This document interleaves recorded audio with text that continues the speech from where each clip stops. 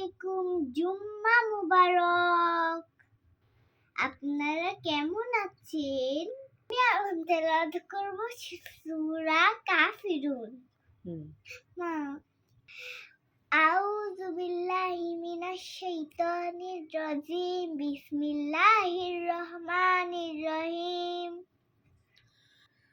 কুল ইয়া আইয়ুহাল কাফিরুন লা আ'বুদু মা তা'বুদুন আনতুম আবিদুনা মা আ'বুদ ওয়ালা আনা আবিদুম মা আবাদতুম লা আনতুম আবিদুনা মা আ'বুদ লাকুম দীনুকুম ওয়ালিয়া দিন।